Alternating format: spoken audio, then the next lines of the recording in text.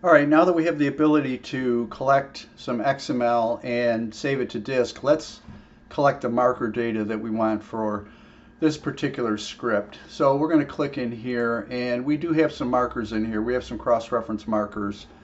We can test that by looking for cross-reference markers, and there's one, there's two, there's three. So it looks like there's at least three in here. So that tells us that as we run this script, we should be able to pick up some data. Now let's actually look at one of these markers. So we'll bring up the marker window. And so, this is a cross-reference marker. This is hand generated, so it's not the normal cross-reference marker syntax, but it really doesn't matter. We want to pick that up, and we want to see if there's any cross-references pointing to this. So we know that this exists. So let's go here, and then in our script we're going to need a loop. So we can do that. We can do that right in here. Now let's change something here. Let's call this doc node, and then we'll create another variable called marker node, so we can distinguish these. So this is the doc node that we picked up initially. All we did was we got the document path, because we're going to nest the marker nodes inside the doc node. So let's change that. Now what we can do is we need to create a marker variable. So now once we've created our document node, what we can do is we can loop through the markers in the document. So we can say marker equals doc first marker in doc, and then we can say while marker object valid equals 1. We're going to keep this loop going, and inside the loop we're going to make sure we don't have an endless loop. So we're going to go to the next marker in doc. Now these will be picked up in just about any order. They might be in document order, they might be in creation order. We don't know, and at this point we don't care. It's not going to matter for this script. In some scripts it matters, but in this one we don't care about that. Now we need to do a test, because we don't want to pick up all the markers. We want to say marker type ID dot name is equal to cross-ref. So we only want to deal with cross-reference markers. Now what we can do here, since we know there's only 3 of them, we can test our loop here. So let's test our loop. Let's make sure that we're actually getting some markers. We think we're going to get about 3 of them. Now if we had 100 markers in here, we wouldn't want to do this with an alert. We might want to write it to the console. Let's do it that way. So we'll write it to the console instead. That way if there's 100 markers or 1,000 markers, and we'll just write the marker text to the console. So let's save the changes. Let's go here, and we do have the console visible.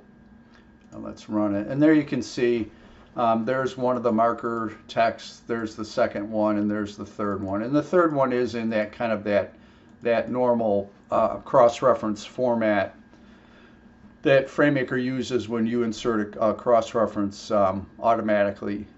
If you do cross-reference markers manually, you can make up your own names. But so we're getting what we want. So let's figure out how to add that to our XML object. Let's go back here. And when we find one of these, let's create a marker node. So we're going to say marker node, and that's going to be an XML object. So we'll call that marker.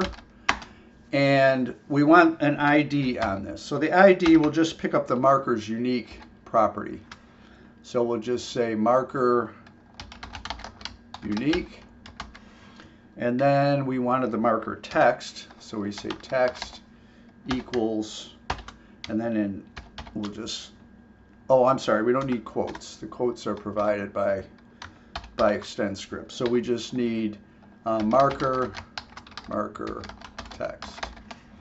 And then I think one of the other things we decided we wanted was if it's in use or not. Now we really don't know that yet, but we could set a default. We could say in use equals, and let's see, can we put a literal in here? I'm not sure we can put a literal in here. Let's try it. Let's just say false. This may give us an error. So, and then we want to close this out. And once we create this node, we want to add it to the document node. So we'll put in a semicolon and we'll say doc node append child, and then we'll pass in the marker node. Now we may get an error here. Let's just see if we do. So there's a way around it if we do. So let's try it. All right, so we didn't get an error, but let's check our file. Let's check our file. Yeah, okay, so that did work. So we were able to put in a literal attribute. So there's our 3 markers. There's one of them. We got an ID. We've got the text. And we're just using this as a default. It's in use equals false. We don't know for sure if it is or not. And then we have this one as well. The other thing we thought about picking up was actually the marker type. And we would only do that if we were processing more than one marker type. In this case, we're just processing cross-reference markers. So this is good enough. And this gives you a good start. This is how we would grab data and put it in an XML file. Now, in a future video, I'll show you actually how to use this data once you've set it up, how to actually query this data to see if what you're trying to do is in the data.